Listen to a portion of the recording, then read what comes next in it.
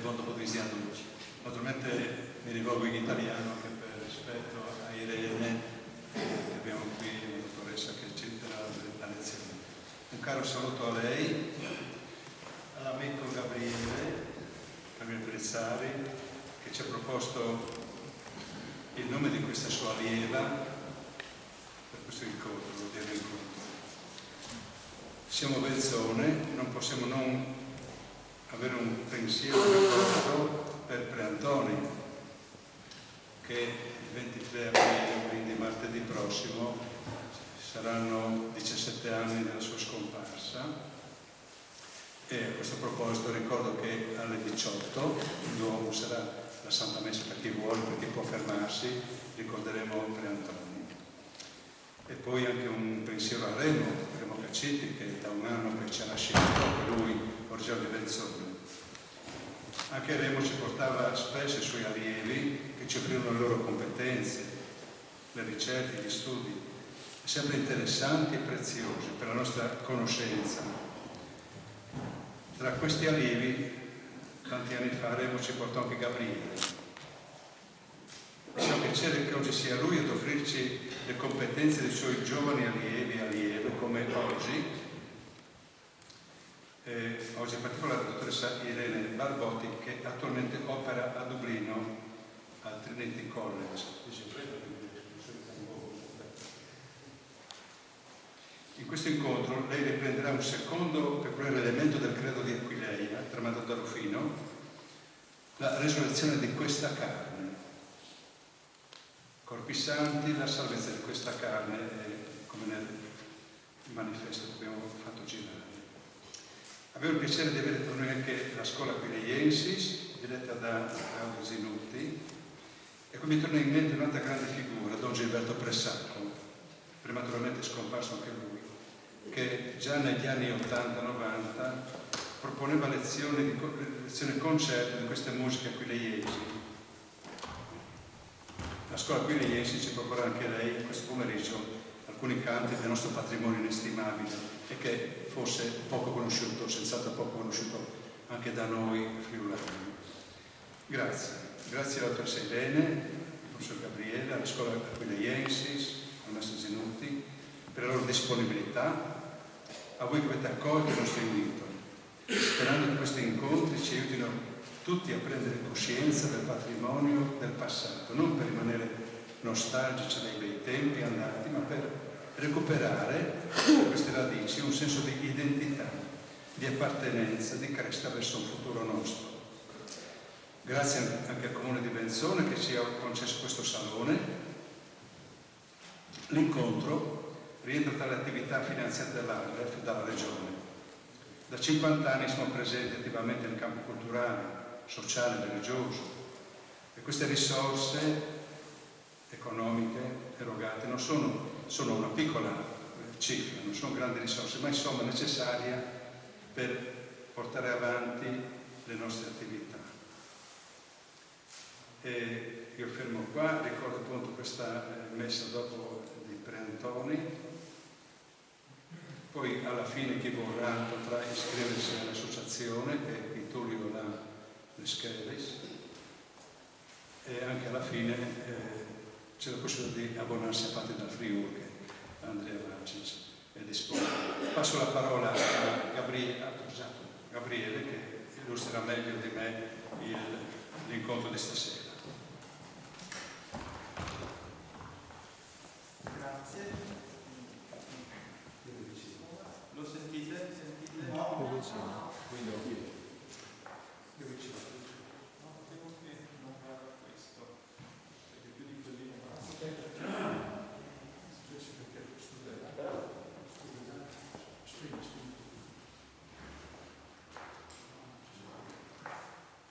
ora meglio? Sì.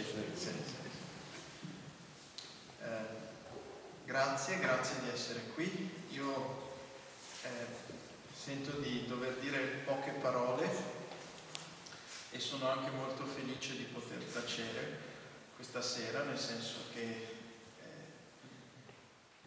il bello, una battaglia funziona, una lotta è vera quando non è il puntiglio di una sola persona, ma è l'espressione di una comunità. E direi che la prima cosa da osservare è che qui c'è una comunità. Le 3:30 del pomeriggio della domenica sono un orario che nel mio lessico fa rima con siesta o pisolino, a seconda, e invece siamo tutti qua. E questo è il primo dato, accorgersi di essere comunità.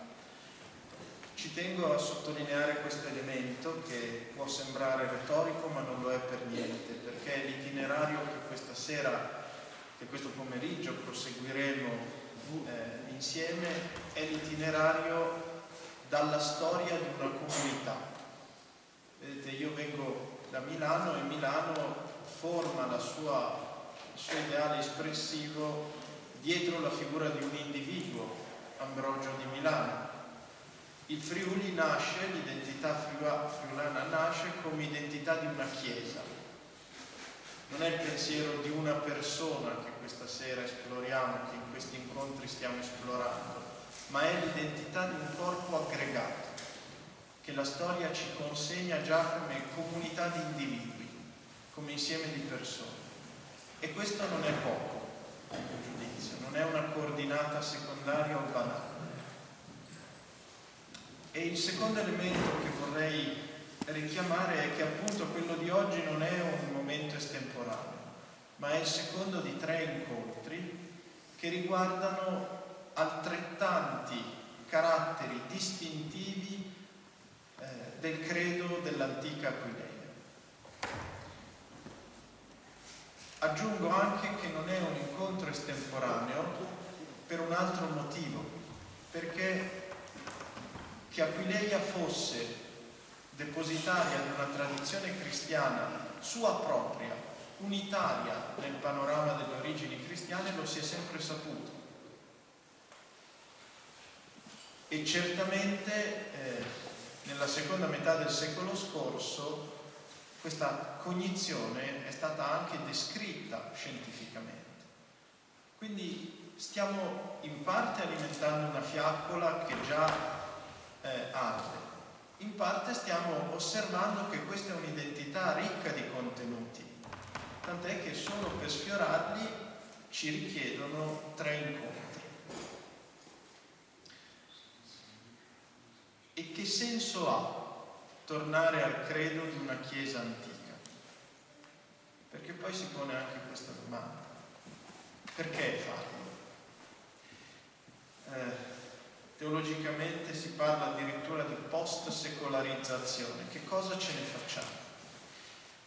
L'esperimento che Iglesia Furlane ha voluto provare a compiere è stato duplice. Per un lato riconoscere, cioè osservare quello che ci ha costituiti come comunità, quello che ci identifica, sapere di che cosa si tratta, sapere che contenuti reca, ma per altro verso metterlo anche alla prova del nostro tempo, cioè chiederci se questa identità abbia ancora un futuro, meglio ancora possa fornire gli strumenti per costruire un futuro, un avvenire. E qui c'è il primo dato che io vi posso restituire. Quest'oggi, ma anche al prossimo incontro, sentirete parlare, Romano ha detto miei allievi, questo mi onora ma non è del tutto vero, sentirete parlare degli esponenti di quella che ormai chiamavamo già con Remo la scuola di Milano, cioè il piccolo gruppo di ricercatori che attorno all'insegnamento di Remo Cacitti si è animato, si è costituito e vive nella diversità delle parti cercando di andare avanti, di portare avanti un certo modo di studiare. Ecco, presso questa scuola queste idee hanno attecchito, sono state riconosciute come valore da, adesso mi spiace dirlo non di fronte ma di fianco a lei, ma da degli studenti di assoluta eccellenza. Irene Barbotti è giovanissima e nonostante questo difetto già relaziona abitualmente in mezzo mondo, dagli Stati Uniti a tutta l'Europa, ha vinto uno dei dottorati più prestigiosi in circolazione e è stata una dei soli 6 dottori di ricerca ad ottenere una borsa di studio presso una delle più prestigiose università. È entrata già a far parte del gruppo dell'eccellenza, tra i dottorandi un piccolo numero viene selezionato per rappresentare il meglio del meglio, dentro c'è anche lei, ha già pubblicazioni al suo attivo, dirige già con alcuni colleghi una sessione di convegno internazionale ogni anno presso la più prestigiosa Accademia di Studi Biblici europea. Insomma, una dottoranda. Ai suoi tempi io non avevo ottenuto un decimo dei suoi risultati, e tuttavia questa sera ci parlerà di qualcosa che a noi è caro e di cui lei ha capito il valore anche solo accostandolo, pur senza essere nata come me peraltro in Friuli. Dunque un patrimonio che non solo costituisce o può costituire una risorsa, ma la cui bellezza, la cui modernità è percepibile facilmente, tutt'altro che un retaggio di un passato morto e sepolto, ma l'occasione di parlare col tempo in cui ci troviamo. Dunque, qual è il mestiere dello storico? Quando è che uno storico si rende degno della sua funzione? Quando scopre nuovi occhi con cui guardare al passato, ed è quello che stiamo cercando di fare. Non facciamo un lavoro di archivio, non cerchiamo di spolverare dei resti archeologici, cerchiamo di guardarli in modo diverso per mantenerli vivi nello scorrere dei nostri giorni. E adesso mi rendo conto che per essere uno che non voleva parlare ho già parlato troppo, ma è il difetto che abbiamo noi che lavoriamo in università: ci date un microfono e lo scambiamo come un invito al sequestro di persona. Quindi taccio, di nuovo vi ringrazio e vorrei che davvero sentiste il ringraziamento più profondo per la vostra presenza. Far vedere che queste idee sono ancora vive è importante, è davvero importante. Non basta pensarlo, bisogna anche saperlo dimostrare, e quest'oggi lo stiamo dimostrando. E dunque lascio che questa serata si apra con la scuola a cui lei è insiste, e rinnovando il mio ringraziamento a tutti voi.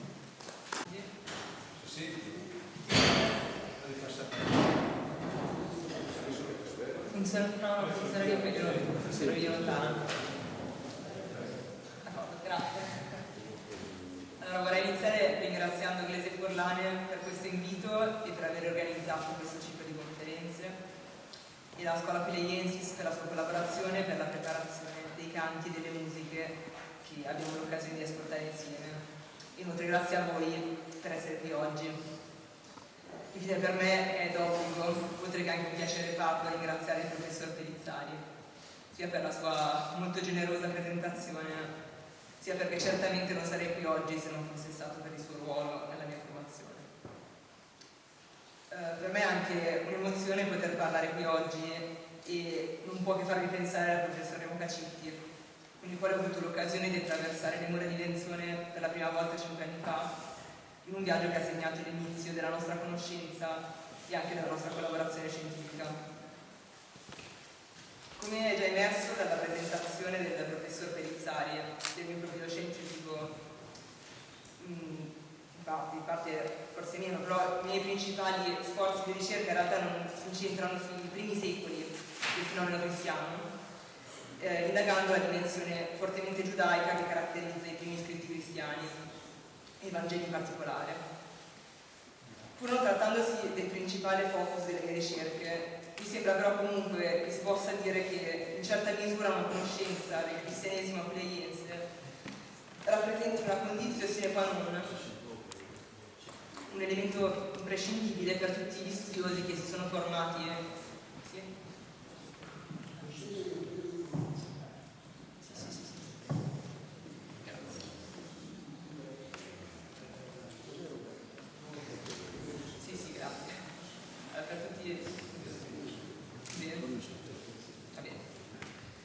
Per tutti gli studiosi che si sono formati presso la cattedra di letteratura cristiana antica presso l'Università degli Studi di Milano, che prima col professor Cacitti e il professor Pellizzari ha giustamente, a mio avviso, riconosciuto nella vicenda pileiese una coordinata centrale Comunque mi pare che il mio interesse per le matrici giudaiche del cristianesimo primitivo possa essere utile all'incontro di oggi, perché qui si vuole mettere in luce proprio la dimensione giudaica della promessa della risurrezione di questa carne, descritta da Rufino come uno dei 3 caratteri che permettono di individuare un proprium del cristianesimo apleiese, sintetizzato nel credo o simbolo di fede della Chiesa d'Aquileia, ossia quella raccolta di principi teologici alla cui adesione coincideva l'identità dei cristiani d'Aquileia, e anche per provare a contribuire alla costruzione di un dialogo su come questi aspetti possano incidere oggi sulla contemporaneità. Il commento al simbolo di fede della Chiesa d'Aquileia, che Rufino scrisse nel 404 su richiesta di Lorenzo, vescovo della neonata Chiesa di Concordia, esordisce con l'affermazione tradunt maiores nostri, ossia tramandano i nostri antenati. Si ha cioè fin da subito, come ha messo in luce Guglielmo Biasutti, una rivendicazione dell'antichità del credo d'Aquileia, che si distingueva da quello romano sulla base di 3 caratteri specifici, che rappresentano ciascuno l'oggetto di una delle 3 conferenze di questo ciclo, conferenze dialoghi forse sarebbe meglio chiamarle. Quindi l'invisibilità e l'impassibilità del Padre, di cui ha già discusso con voi il professor Perizzari nella sala consigliare d'Aquileia, il descensus ad infera, quindi la discesa di Cristo agli inferi dopo la morte in croce, di cui parlerà il mio collega il dottor Stefano De Feo a maggio, e l'annuncio della risurrezione di questa carne, laddove invece il credo della Chiesa romana prevedeva il più generico annuncio di una risurrezione della carne, su cui ci soffermeremo a breve. Parlare di una matrice giudaica di questi 3 enunciati significa porne in luce l'antichità, come già aveva fatto Rufino. Quando si guarda il cristianesimo delle origini, per esempio a Gesù storico, ovvero il personaggio storico di Gesù di Nazareth, lo studio dei testi delinea la figura di un predicatore giudeo, il cui messaggio rispecchiava un pensiero giudaico.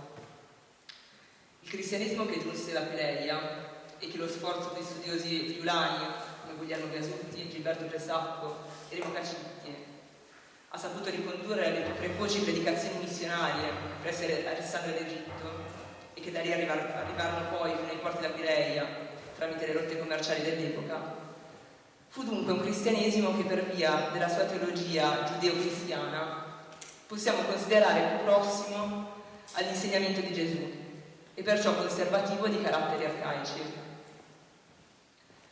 Quello che spero di riuscire a fare oggi è innanzitutto provare a rendere conto di questo dato, cioè dell'antichità e della matrice che potremmo definire, in linea con la lezione di Jean Danielou, giudeo-cristiana, dell'annuncio della risurrezione di questa carne, nella definizione del simbolo di fede della Chiesa d'Aquileia.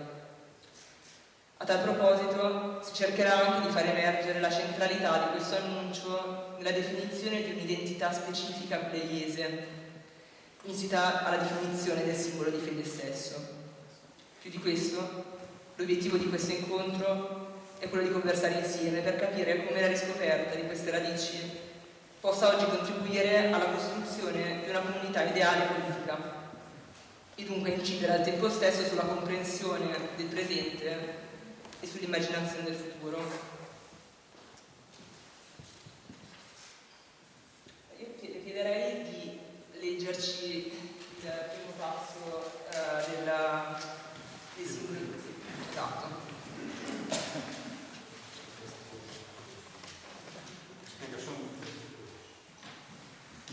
Spiegazione dal credo,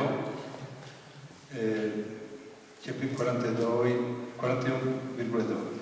La nostra Iglesia non si istruisce con una gente prudente e benefiche dal simbolo, durante che altre Iglesie riguardano la resurrezione dei chiari, la nostra, già tanto dimostrativa, nos tramanda la resurrezione di queste chiari, di queste, tanta di, senza dubbi, che il professa la fede a togliere con la mano intanto che si fa un sendi cromos su Cernelli.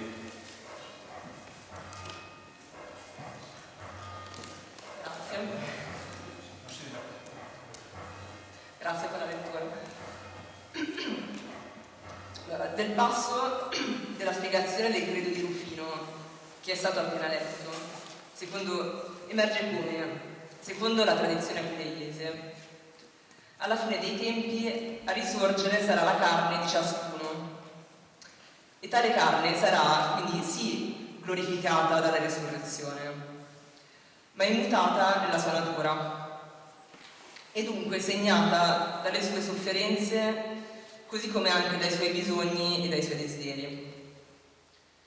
In questo pensiero non vi è nulla di conseguenza della mortificazione e del disprezzo della carne che caratterizza il più diffuso e certamente anche più longevo cristianesimo di marca platonica, di ispirazione paolina, anche se forse sarebbe da dirsi più segnato dalla ricezione di Paolo che da Paolo stesso, che è caratterizzato da un dualismo che contrappone al principio positivo, spirituale, l'incontinenza negativa della carne. L'antropologia con cui noi siamo abituati a pensare è binaria, di marca platonica, per cui l'uomo si costituisce come una somma di un'anima e di un corpo, con la conseguenza che tutto ciò che risponde ai desideri del corpo conduce all'inferno, mentre ciò che egli si nega fortifica l'anima. Ciò comporta la demonizzazione della sessualità, del cibo, di tutti quei piaceri definiti carnali e che indicano ciò che precipita l'uomo nella dannazione.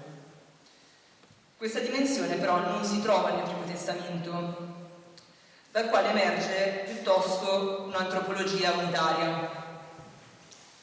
L'essere umano è uno solo, per cui come il cuore, cioè il pensiero, il desiderio, la volontà può influire sul corpo, così anche il corpo può contaminare il cuore, ma senza alcuna reale distinzione tra i due.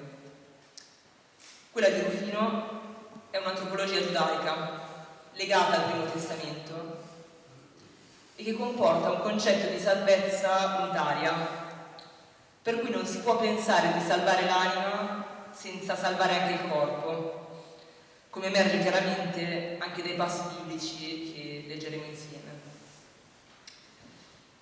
Quando guardiamo ai primi secoli del cristianesimo, queste due antropologie, una potremmo dire giudeo-cristiana, l'altra platonico-cristiana, di matrice paolina, si trovano spesso a confronto.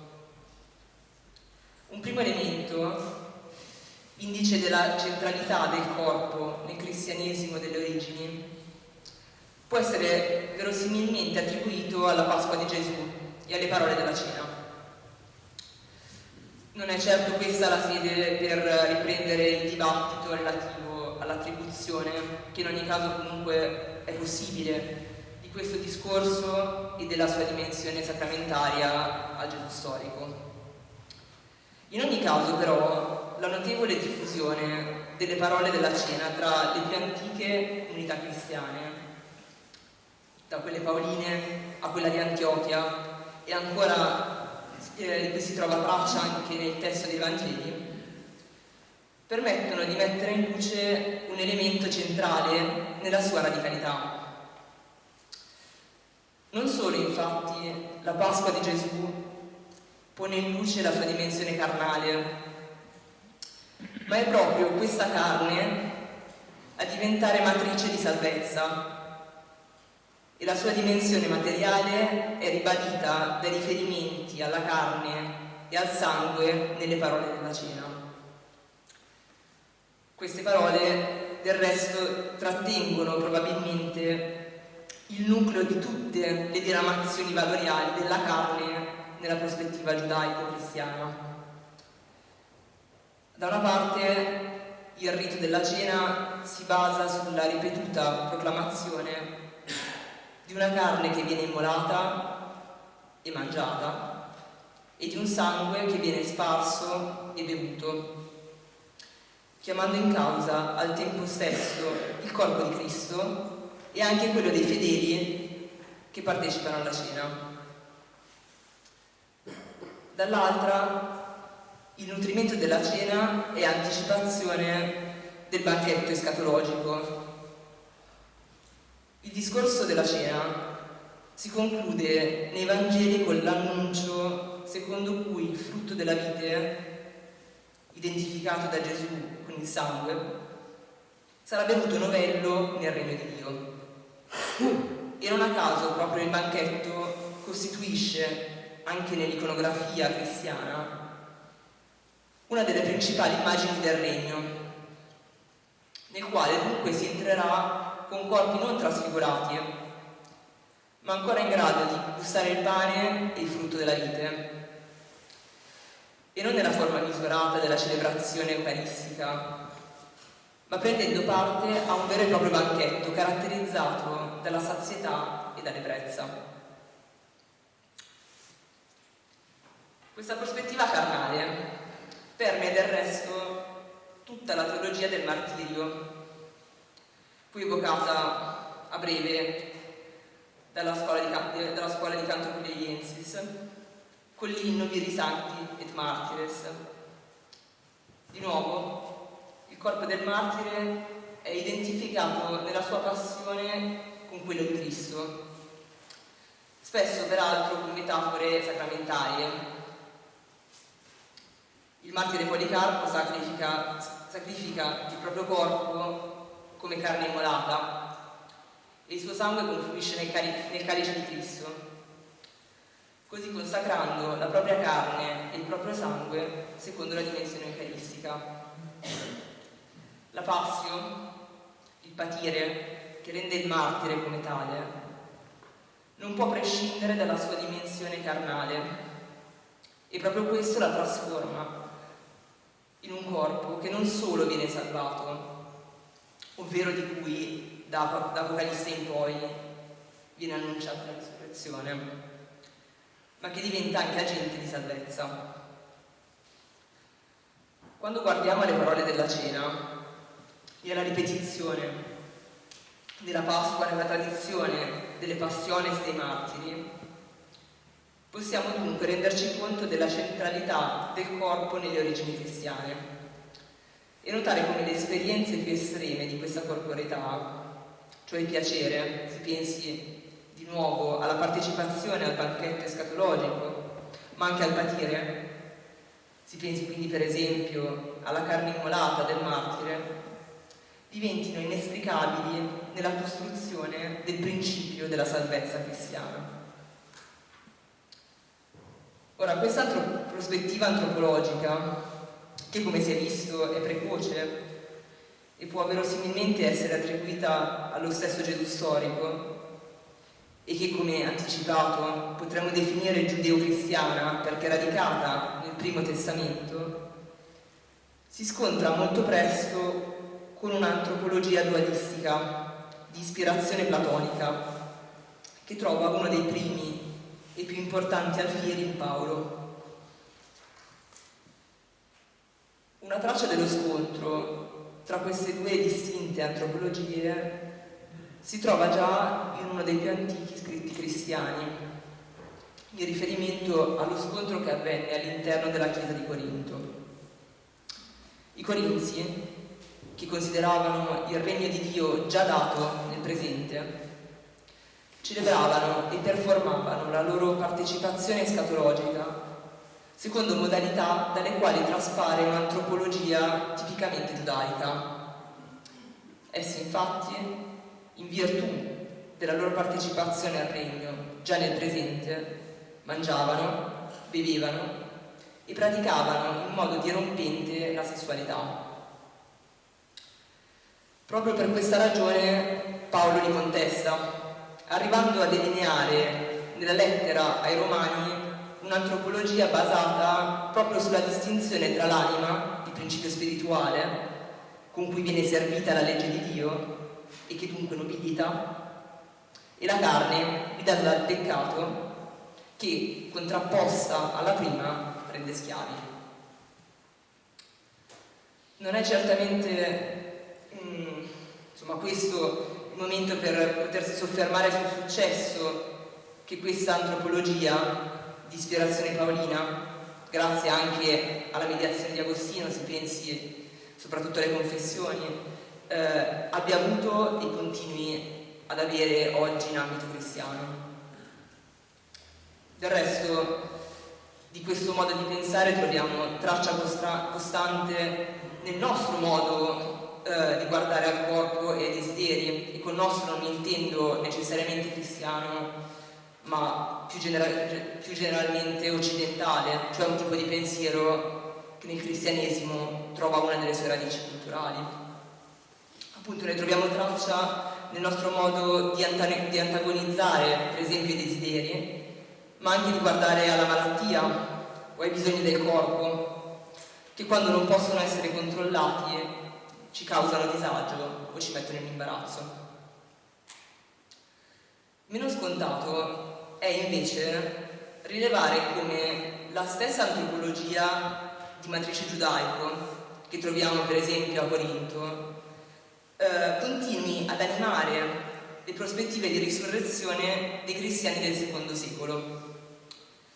Ne abbiamo testimonianza, per esempio, rispetto alla predicazione di Cerinto in Asia Minore, al quale non senza sdegno Eusebio di Cesarea attribuiva l'attesa di un regno di Dio che si sarebbe dato nel presente sulla terra, asserendo anche che in tale regno il corpo sarebbe stato fonte di desideri e di piacere. Ancora, traccia di simili attese di risurrezione si trovano a fine del secondo secolo, dunque più di un secolo dopo le vicende di Corinto, in cui si trova annuncio di una risurrezione carnale da parte di Ireneo di Lione nel suo trattato contro le eresie. Come scriverà Ireneo più avanti nello stesso libro, infatti, nihil allegorizzare ipotest, cioè nulla può essere trasformato in un'allegoria, ovvero in una narrativa di cui si può decidere arbitrariamente quali elementi tenere e quali lasciare. Se una risurrezione ci sarà, essa dovrà quindi comportare la salvezza di tutto l'individuo, dunque non solo del suo spirito o il suo principio razionale, ma anche del suo corpo. E di nuovo il corpo preso per intero, e quindi non un corpo platonicamente nobilitato, trasformato in un'idea o in un simulacro, e cioè deprivato dalle sue pulsioni, dai suoi bisogni e della sua storia.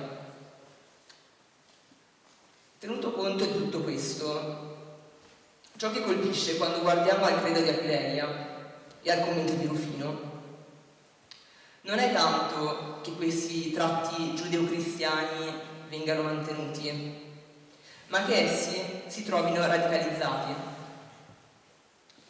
Quando Rufino scrive, si è già conclusa da più di un secolo la vicenda dei martiri, il cristianesimo, anche grazie a Origene, autore che Rufino conosceva molto bene, avendone tradotto le opere in latino, è già passato per una profonda rilettura filosofica e le prime esperienze ascetiche hanno preso piede. La rivendicazione aquileiese di questa carne si trova perciò totalmente controcorrente con la riflessione cristiana del tempo, che era a quel punto paulinamente e filosoficamente dualista e scissa, ormai orientata alla mortificazione del corpo e perciò antisomatica e antisarchica. In questo contesto, dunque, anziché assistere alla progressiva deradicalizzazione di un principio potenzialmente eversivo, la rivendicazione della salvezza di questa carne diviene per la comunità aquileiese un principio identitario, alla cui adesione è vincolata l'appartenenza alla Chiesa d'Aquileia. Tale era infatti il significato del simbolo di fede. Esso era insieme, per riprendere le parole di Rufino, frutto di condivisione, ossia definizione di un credo condiviso, e segno di riconoscimento, laddove Rufino compara proprio il simbolo di fede alla parola d'ordine del gergo militare, utilizzata perché ogni condottiero potesse riconoscere senza esitazione i propri soldati. La parola d'ordine per riconoscersi come cristiani aquileiesi era dunque, insieme all'invisibilità e all'impassibilità del Padre e al descensus ad infera, la proclamazione di una salvezza unitaria che guardasse non solo lo spirito ma anche la carne, ricostituita alla fine dei giorni nella sua natura e nella sua interezza, in linea cioè con gli scritti del Primo Testamento. E a questo punto vi chiederei per favore di leggere il passo di Genesi 2.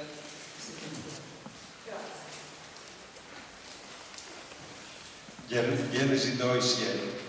Allora il Signore Dio fazer estar dall'uomo con l'argile. I sofflate smusi dal naso, con le sofflate di vite, e l'uomo diventava una creatura vivente.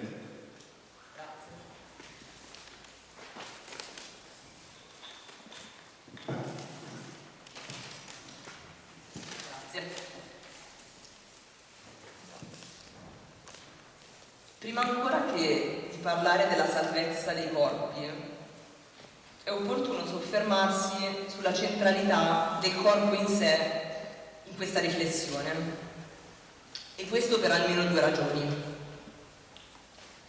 Innanzitutto perché si tratta, come già anticipato, di un carattere fortemente giudeo-cristiano che trova la sua matrice nel Primo Testamento. In secondo luogo, perché mi pare che si tratti di un dato rilevante per una riflessione circa la dimensione ideale dell'identità cristiana friulana nella contemporaneità. Per quanto riguarda il primo aspetto, si è già anticipato che la matrice giudaica di questo pensiero non sta soltanto nell'annuncio di una risurrezione dei corpi, tema sul quale comunque torneremo, ma nella condivisione della stessa antropologia monista, cioè unitaria, che qui viene enunciata. Per esempio lo si trova nel passo della creazione dell'uomo in Genesi di cui è stata data lettura, in cui l'uomo viene plasmato nella sua dimensione corporea ancora prima di ricevere l'alito di vita, che invece lo rende vivente. Ciò che colpisce è proprio il fatto che in quel passo di Genesi l'umanità dell'uomo sia segnata dalla plasmazione del suo corpo dalla polvere da parte di Yahweh e non dal soffio che viene fuso nelle sue narici, che invece appunto lo fa divenire essere vivente, non uomo. Il riferimento a questa carne nel simbolo di fede aquileiese rappresenta quindi una coordinata che è antropologica ancora prima che essere religiosa. Questa carne non è un elemento, per così dire, aggiunto o secondario che partecipa alla risurrezione. In tutto il simbolo di fede, l'identità del cristiano è designata esclusivamente dal riferimento a questa carne, che si sovrappone al verbo credo in prima persona, che apre il simbolo, ma senza stabilire alcuna distinzione dialettica tra un principio spirituale e un principio carnale. Ne consegue una completa identificazione tra il sé e il proprio corpo, radicale ma anche ben radicata nelle origini prima giudaiche e poi cristiane, che quindi segna una netta differenza rispetto alla definizione paolina di un principio spirituale contrapposto a un principio sarchico o carnale. L'aspetto della salvezza poi sposta ovviamente l'attenzione dalla tematica antropologica a quella religiosa, ma non muta le caratteristiche dei referenti del discorso. E non è infatti un caso che proprio al passo di Genesi relativo alla creazione dell'uomo, prima plasmato dalla terra e poi animato dal soffio vitale, faccia riferimento Rufino nel passo di cui a breve sarà data lettura. Qui Rufino commenta l'asserzione del simbolo di fede relativa alla nascita di Cristo tramite il parto virginale, e seguendo lo stile che caratterizza tutto il testo argomenta rispondendo alle obiezioni che sarebbero state rivolte all'affermazione. Come giustamente nota Rufino, le obiezioni dei gentili rispetto al parto virginale non sono legate, come ci si aspetterebbe, alla dimensione soprannaturale. In realtà tutto il pantheon greco-romano è costellato da nascite soprannaturali, spesso da parti del corpo di altre divinità, tendenzialmente peraltro tutte maschili. A rendere la prospettiva del parto virginale inaccettabile per i gentili è la dimensione vergognosa di questo parto, che è duplice. Non solo Cristo è nato da una donna, il che costituisce, secondo la prospettiva antica, il primo aspetto indegno, ma oltretutto sarebbe passato per le parti genitali, il che rende la vicenda ancora più vergognosa. Se ripeterete di leggere il passo, per favore.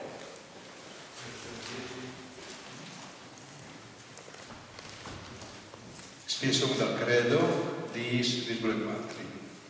Non disin che Dio l'ha creato con l'argile, ma se metti in conto a Dio come una roba vergognosa e riscattare a suo favore, si avrà di considerarsi tanto più vergognoso il vele create così fin dal principio. E all'idibando domandarsi, perché mai saresti al passato attraverso un quadro vergognoso, anche tu potresti domandare allora, perché mai lo varessi al creato. Per altri, non la natura, ma la mentalità attuale ci ha insegnato che questo quadro è vergognoso. Di fatto, tutte le spalle del quadro, tirate fuori le stesse identiche argille, si differenziano per le bisogni e funzioni naturali. Grazie. Dall'argomento di Rufino, di cui è stata data lettura, conseguono due elementi. Il primo è che non esistano di conseguenza corpi che siano più degni di altri o più nobili di altri, rompendo così l'assunto antico relativo alla nobiltà del corpo dell'uomo su quello della donna. Il secondo è anche che non ci siano quindi parti del corpo che sono più vergognose di altre, in quanto tutte sono state create da Dio, e che quindi non vi sia una distinzione tra parti nobili e parti vergognose, per cui per esempio tra il cuore e gli organi genitali, e che questa distinzione quindi venga non dalla natura ma dalla mentalità corrente, come scrive Rufino, non natura sed osservanzia. Per riprendere la questione della risurrezione, poi, non esistono quindi nemmeno parti del corpo da salvare contrapposte ad altre indegne di essere salvate. Così come le difformità dei corpi, si pensi per esempio a quella più ovvia, anche se certamente non l'unica, tra maschile e femminile, non permettono quindi di distinguere tra corpi che sono degni di essere salvati e altri che invece non lo sono. Il fatto che Rufino si soffermi poi proprio sugli organi genitali, in questo caso quelli femminili, è rilevante perché permette di guardare non soltanto alla conformazione del corpo, ma anche a quelli che lui stesso descrive come i suoi usi e le sue funzioni naturali. Da riscattare perciò non sono soltanto i corpi, ma anche i loro bisogni e le loro pulsioni, e tra queste, per mantenere la prossimità all'argomentazione di Rufino, va ricordata la sessualità, il cui esercizio già per i Corinzi era attuato secondo modalità non normate, dunque in aperto contrasto con la norma vigente, e che per tale ragione costituivano un motivo di vanto, cioè di rivendicazione escatologica. Se dunque si vuole provare a pensare a quale valore possa avere oggi la rivendicazione della salvezza di questa carne, dovremmo allora forse riconoscere che essa trovi un'espressione primaria proprio nella rinuncia a tutto quel lessico, quel pensiero agonistico che caratterizza tutta la metafora cristiano-platonica dello scontro tra mente e corpo, per cui la mente deve dominare, piegare e possibilmente vincere la materia e i suoi bisogni.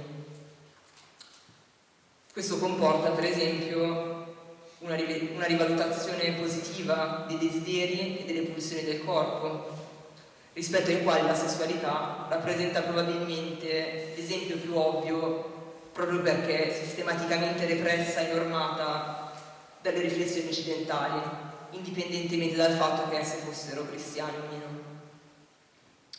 Da questo punto di vista, in parte superando la visione morale del corpo come fonte di dannazione, mi pare però anche corretto notare come la rivendicazione di un'unità dell'individuo, che quindi recupera il corpo nella sua materialità e nelle sue funzioni, non riguardi solamente la dimensione del piacere o del godimento. La prospettiva giudeo-cristiana, rivendicata dal simbolo di fede apleiese, si pone infatti in radicale opposizione non solo alla visione paolina del corpo come principio di dannazione, ma permette anche di interrogare in senso più ampio il presente. A prescindere dall'accezione valoriale che adesso si dà, il corpo è quasi sempre posto dai nostri discorsi e dai nostri costrutti teoretici come un corpo che è indossato, per riprendere la metafora di Paolo nella seconda lettera ai Corinzi, ossia qualcosa che di fatto è altro da noi, che può essere oggetto di un fare o di un disporre di sé, ma che in tutti questi predicati è implicitamente sancito come un'alterità rispetto al soggetto. Questo processo di distaccamento teoretico dal corpo si presta a varie letture nella contemporaneità. Seguendo la linea più fortemente connotata dal punto di vista cristiano di mortificazione del corpo, quest'ultimo diviene una prigione, una sorta di gabbia ambientale segnata dalla contingenza. E non è un caso, appunto, come già si notava, che questa visione del corpo sia costantemente espressa da un lessico agonistico che usiamo tutti i giorni, per cui il corpo, i suoi desideri e i suoi bisogni vanno piegati, domati e se possibile vinti.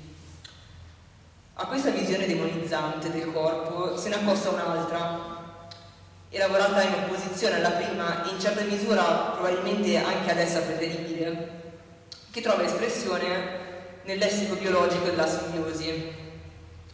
Il corpo, come un inquilino con cui bisogna imparare a convivere, deve essere accettato, trattato con indulgenza o ancora anche rivendicato come una forma di proprietà da piegare perché rifletta nella sua forma estetica la parte ideale del sé, e che pur salvando dalla denigrazione morale del corpo si articola pur sempre paulinamente in una relazione tra due poli distinti che in quanto tale si esprime nella misura del suo fallimento. Da questo punto di vista, guardare oggi alla prospettiva antropologica unitaria evocata dalla rivendicazione di questa carne comporta un processo di sostanziale deidealizzazione del corpo. Un corpo non più idealizzato e quindi storicizzato, fonte del piacere come del patire e sottoposto ai desideri come al cambiamento, e che è tutt'uno con la dimensione spirituale. In linea con la celebre critica al pensiero filosofico occidentale mossa da Merleau-Ponty, la prospettiva antropologica espressa da Rufino ci richiama al fatto che noi non abbiamo un corpo, ma siamo il corpo, e che questo corpo, e non la sua proiezione ideale, sarà, o per riprendere la prospettiva corinzia già è, salvato.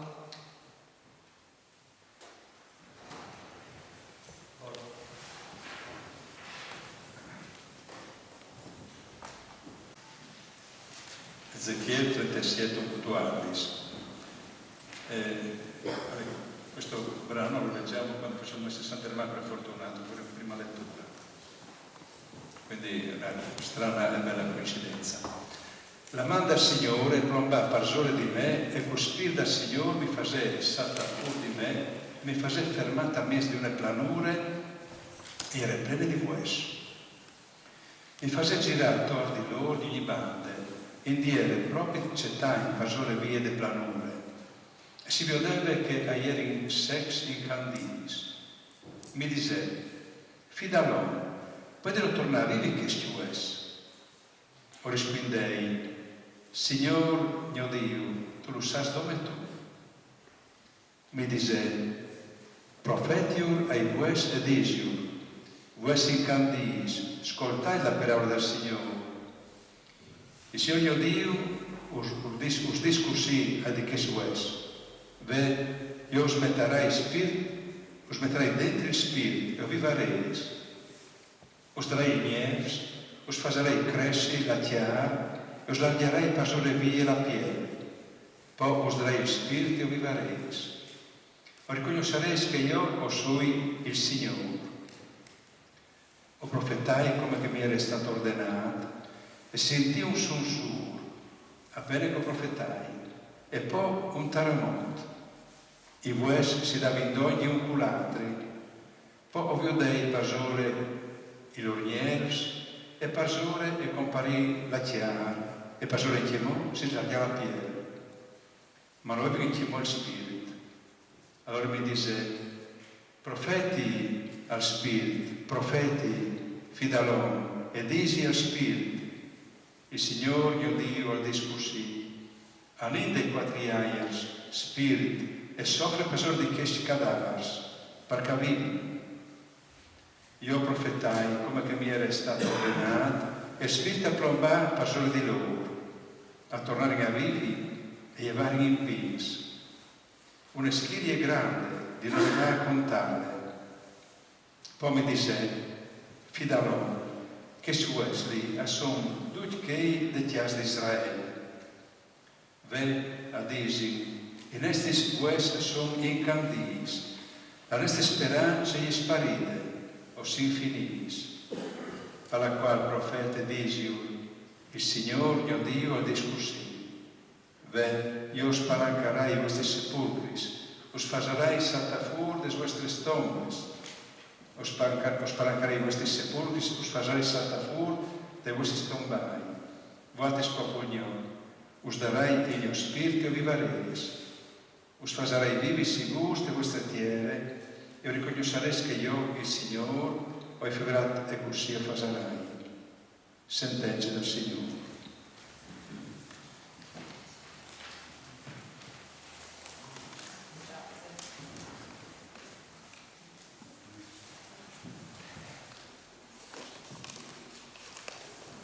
Grazie.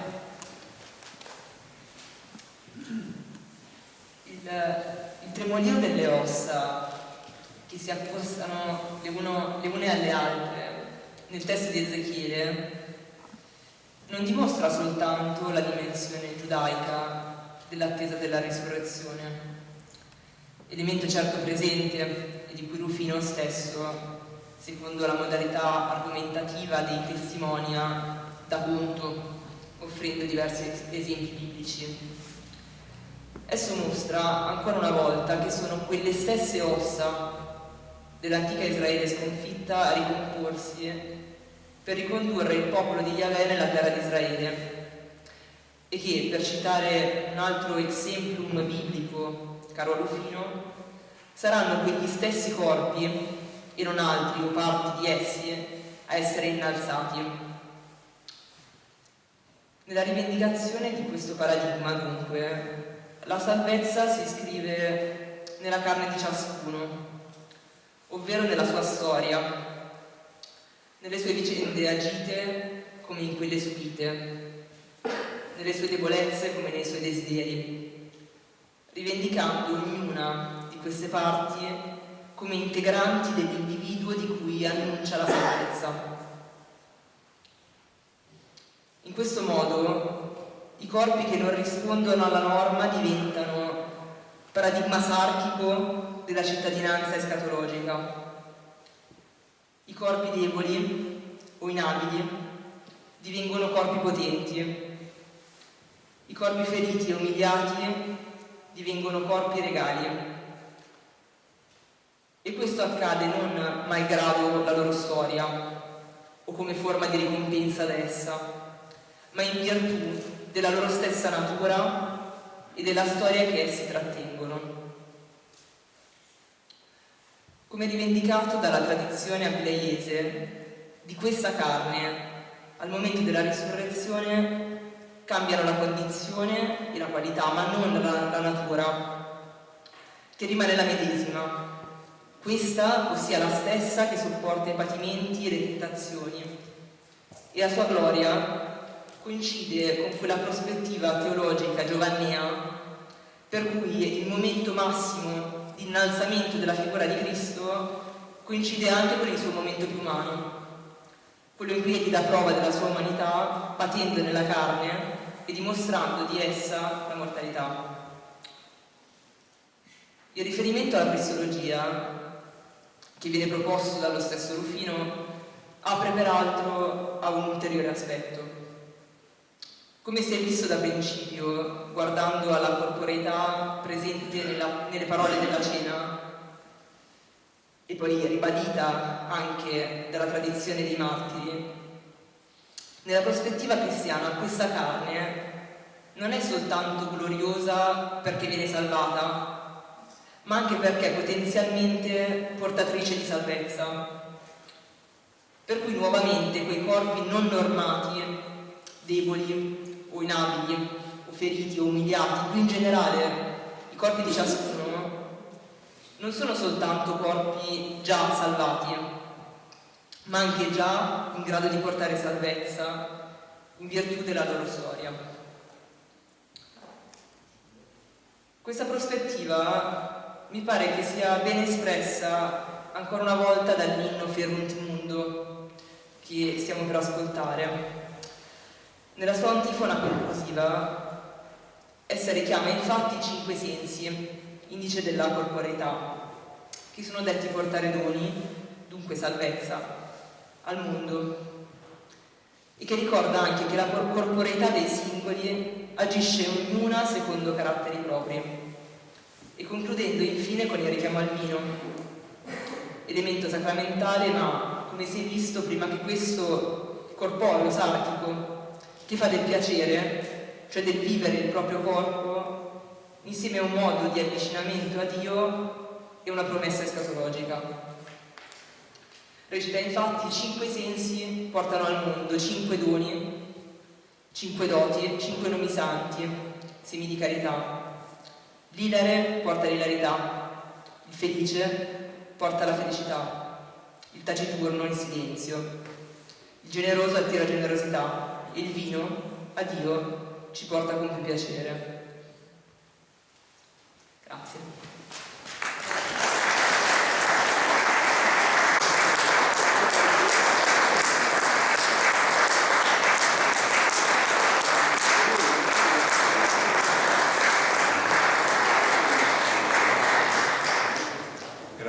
Grazie,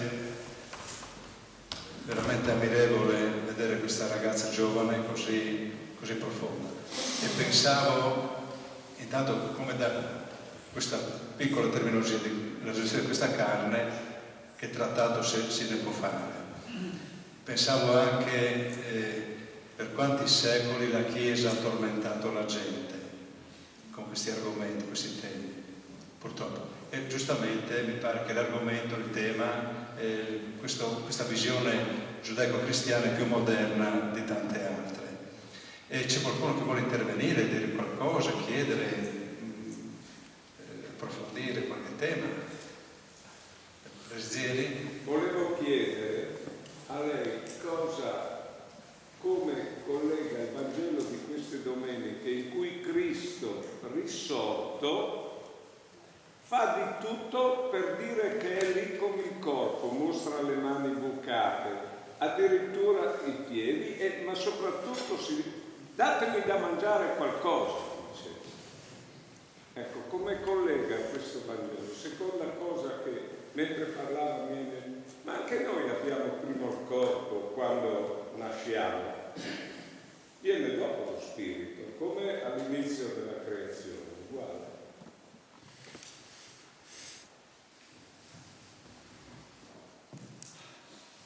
Grazie mille. Luca scrive per i greci. Vuole contestare Platone, sì, la teoria platonica. Ma allora, diciamo che la teoria è platonica nel senso che rimanda a uno schema di pensiero. Cioè quando Paolo, diciamo, comincia ad articolare la distinzione tra anima e corpo, io non penso che lui voglia essere platonico, non penso che Paolo avesse la pretesa di inserirsi in una scuola filosofica, però sta facendo proprio un modo di pensare che era quello del tempo. Paolo di fatto predica in comunità che sono influenzate dal pensiero filosofico e di fatto cerca di parlare quella lingua, non tanto per essere filosofo quanto perché questo fa parte sia dei suoi interlocutori sia poi in parte anche della sua visione del mondo. Per cui io direi, quando per esempio Luca, intanto grazie per aver citato quel passo, era qualcosa che mi sarebbe piaciuto anche inserire tra le letture, poi per ragioni di tempo non l'ho fatto, quel passo è perfettamente in linea con quanto si diceva, cioè una rivendicazione esplicita e ripetuta della corporeità della risurrezione, c'è anche l'insistenza a dire per esempio toccare la piaga o appunto il desiderio di mangiare sono proprio a riprova del fatto che la risurrezione è una risurrezione non di un simulacro ma proprio della carne. Per cui io direi che più che porsi contro Platone, il dato centrale è il fatto che stiano rivendicando qualcosa che è totalmente in controcorrente per Luca e poi appunto anche per la Chiesa d'Aquileia poi si sta rivendicando qualcosa che è totalmente in controcorrente rispetto al contesto in cui ci si trova. Cioè in un contesto culturale che va sempre di più verso appunto il mondo delle idee astratte rispetto al quale noi siamo nella nostra corporeità qualcosa di drammaticamente separato, c'è la rivendicazione del fatto che Cristo stesso quando torna richiama più volte al fatto che il suo corpo è tornato, non è solo il suo spirito, che appunto c'è spesso l'idea, no, della morte come qualcosa che libera finalmente l'anima. Invece il passo della risurrezione ricorda proprio il contrario, cioè invece che ritornare finalmente liberato, torna rivendicando proprio di avere un corpo. Quindi grazie mille, io penso che sia perfettamente in linea con quanto si diceva e appunto segna, come già nei Vangeli, poi ancora più dopo, quando anche il cristianesimo si è ellenizzato, quanto questa riflessione antropologica che era giudaica sia dirompente, per certi versi anche rivoluzionaria nel contesto greco-romano. Per quanto riguarda la seconda riflessione era appunto sul nascere, no? Cioè è vero, oltre a questo secondo me c'è anche un altro aspetto interessante rispetto al parallelo che lei faceva, cioè appunto si citava la nascita, per cui appunto prima c'è un corpo e poi c'è un'anima.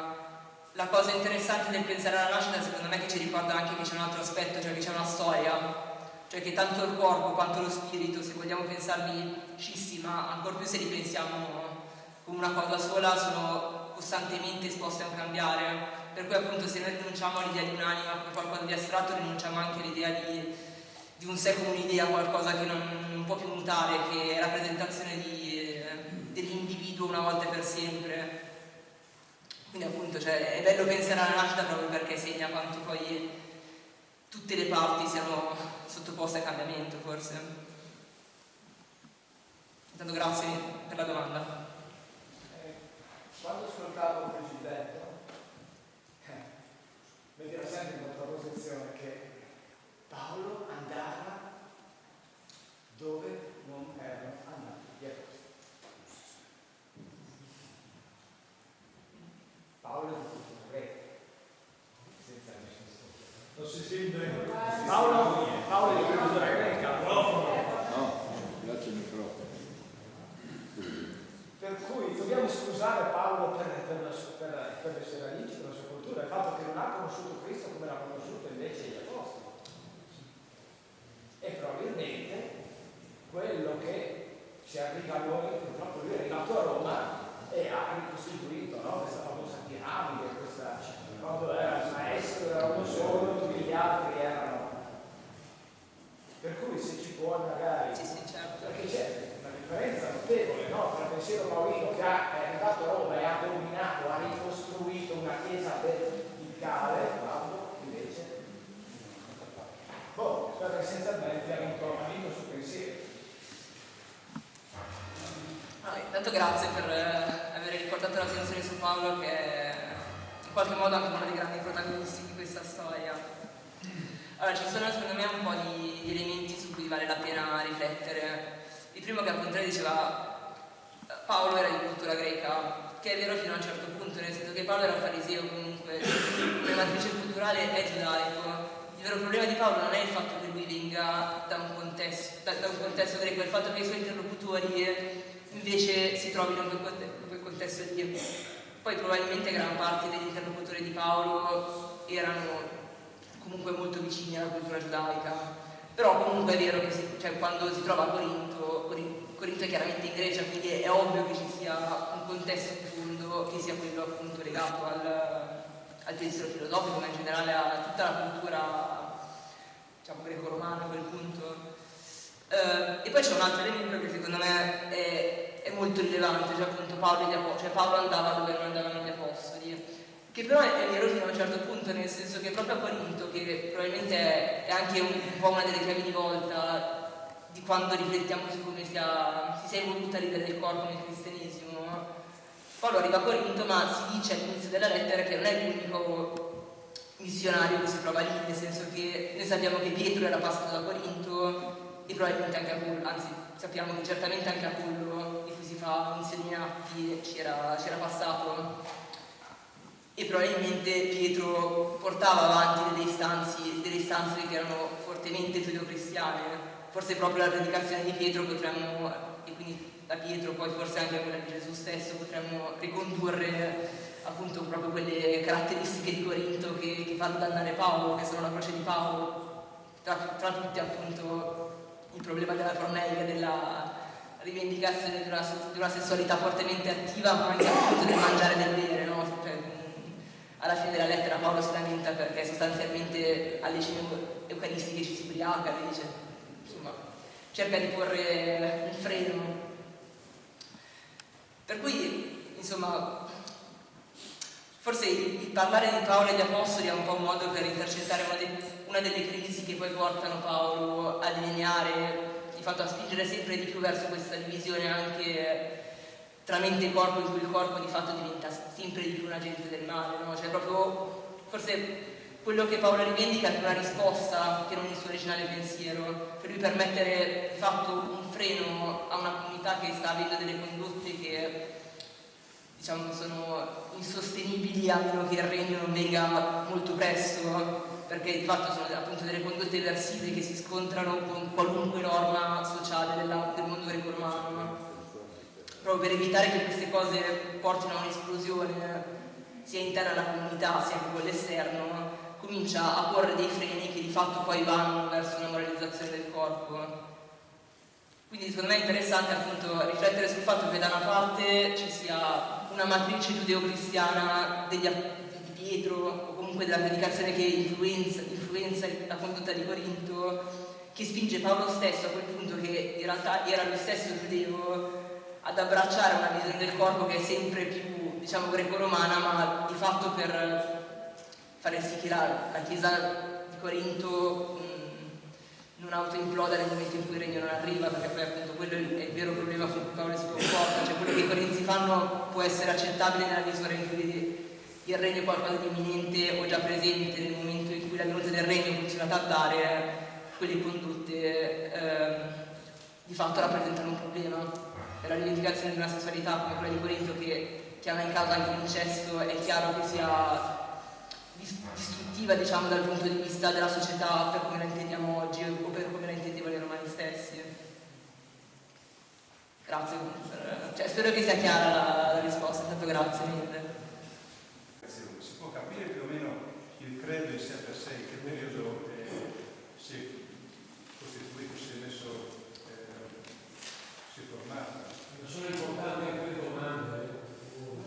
capiscono le domande. No, stavo chiedendo che Rufino scrive nel 404 la spiegazione, quello che commentava anche la dottoressa Irene. Chiedevo se si può risalire a quel periodo viene formato questo credo, che più o meno il periodo che si può sapere orientativamente, secondo secolo, primo secolo, terzo secolo, Gabriele.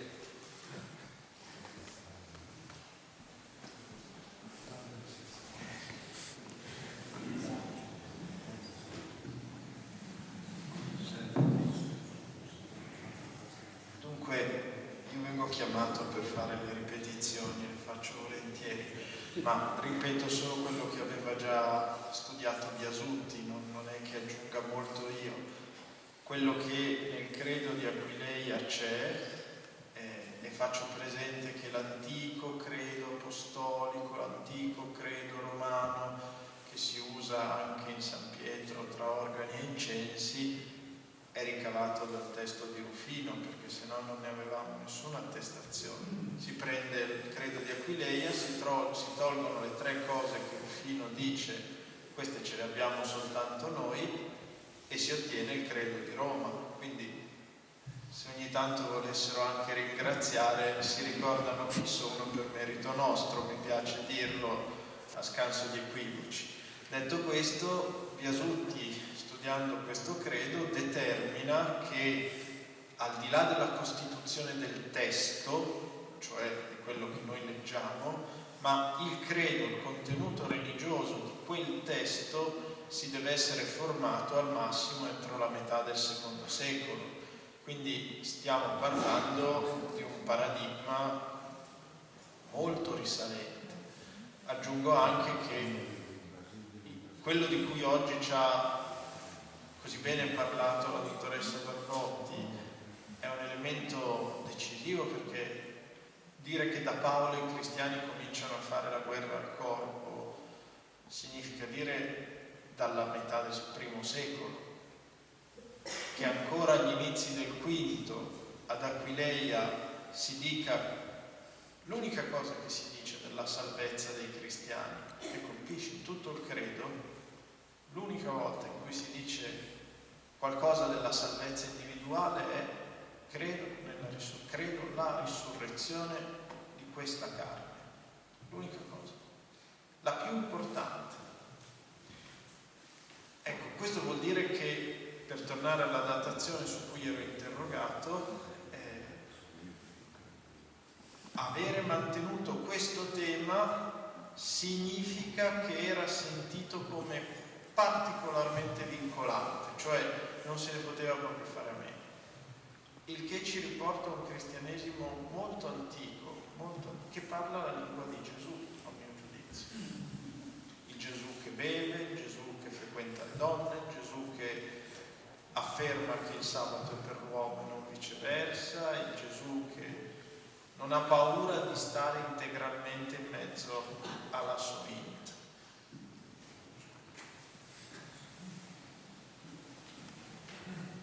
Resurrezione della persona individuo, adesso lei. Cosa rispondiamo noi alle persone che ci chiedono: ma là di là si riconoscerò mio padre, mio nonno?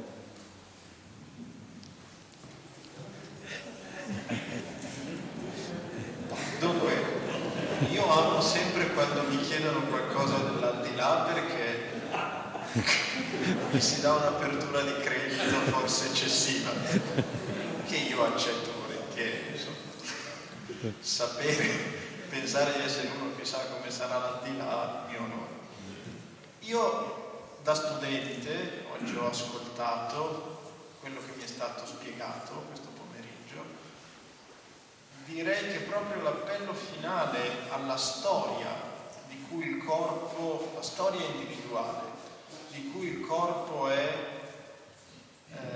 argine e al tempo stesso sigillo, non può risuscitare questa carne, la mia, quella che vedete ora con una capigliatura non foltissima, quella che qualcuno potrebbe dire non troppo atletica, che vede non fino a quella distanza che non corre 100 metri senza fiatone. Ecco, si salva per me questa carne, che non vuol dire solo la mia sembianza, vuol dire tutta la mia storia.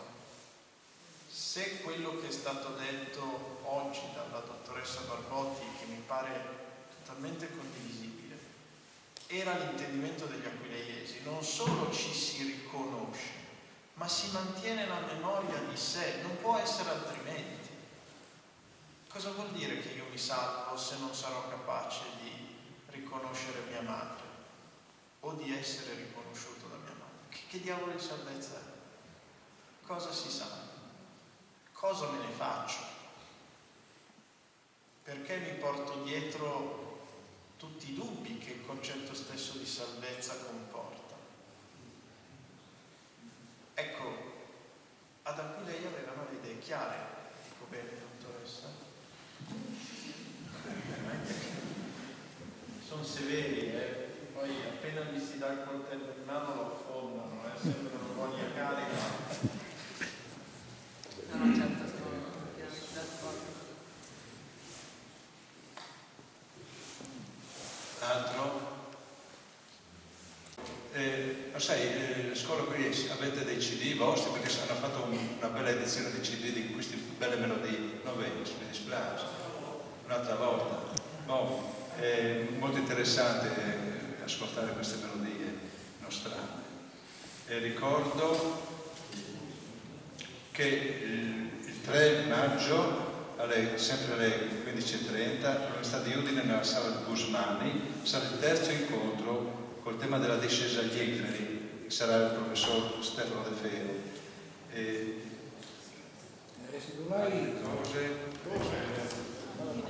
Romano, la sala Gusmani, lì Calera e l'ex Antonini, stima la sala Gusmani. Dov'è la sala? La sala Gusmani, non sto vedendo il nome, ma sei importante, quindi se cosa vuoi sapere di me?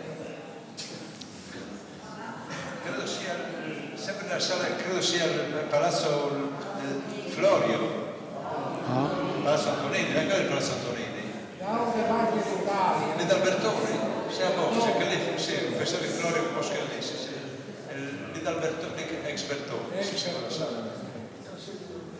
Mi permetto di chiudere dicendo due cose. La prima,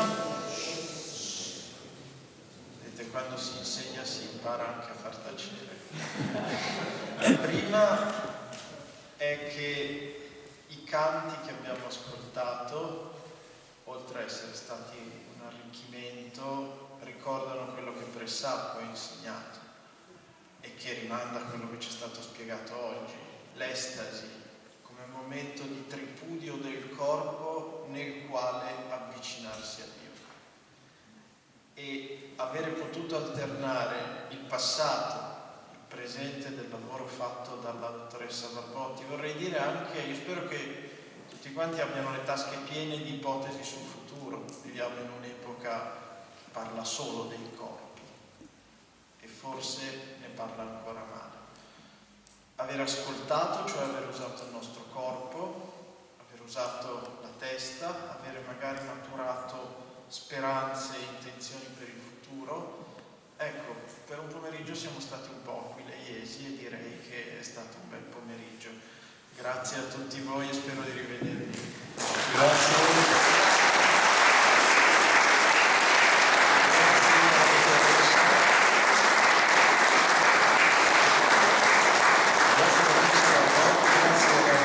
Grazie alla scuola Aquileiensis, grazie all'amministrazione comunale che ci ha concesso la sala, grazie all'ANLEF che ci dà qualche contributo per portare avanti queste attività.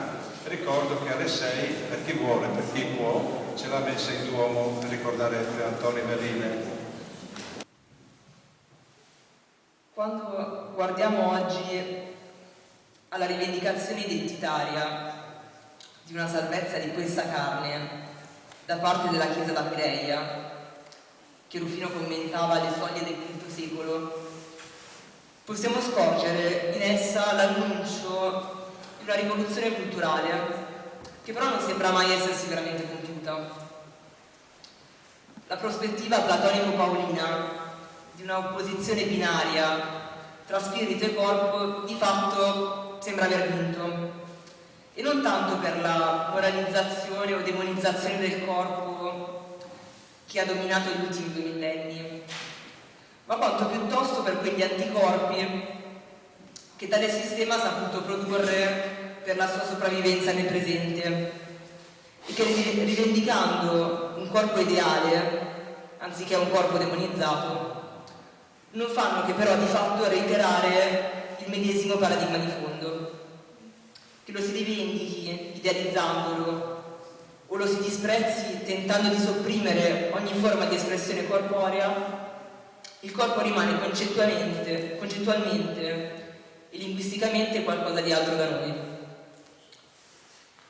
Mi pare che però il fatto di trovarci oggi a parlare di come i contenuti ideali rivendicati dall'antica Chiesa d'Aquileia possa incidere nell'immaginazione politica e ideale del futuro avvenga proprio qui a Menzone, a poche decine di metri dal ricomposto Duomo di Sant'Andrea, apra uno spiraglio di speranza, mostrando come una risurrezione di questa carne sia in effetti possibile.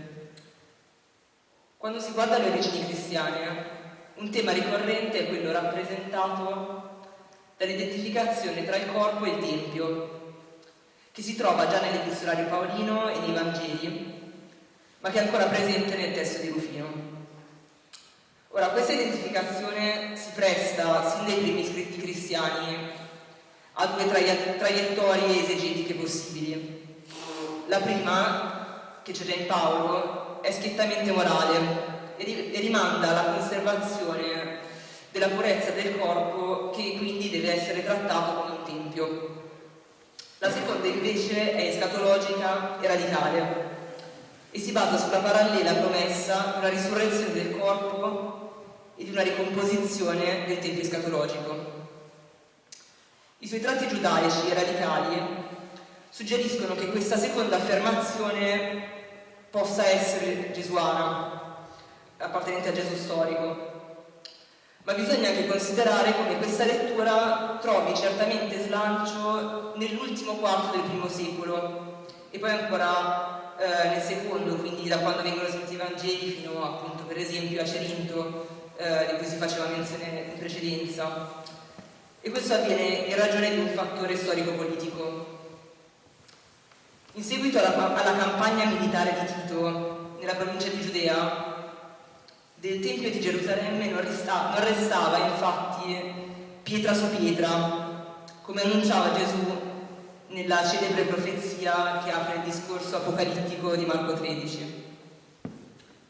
La promessa di una ricostituzione escatologica del Tempio diventava quindi manifestazione di una esigenza identitaria, di una ricostituzione etnica, del ritorno del carattere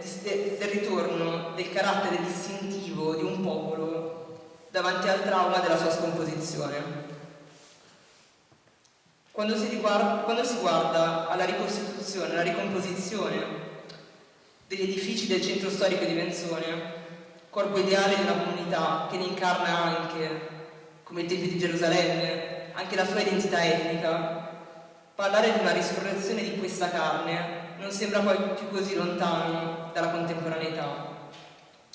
Come questa carne del paradigma aquileiese, gli edifici scomposti dal terremoto sono ricostituiti, ricomposti, ma non trasfigurati, e continuano a recare traccia evidente della propria storia.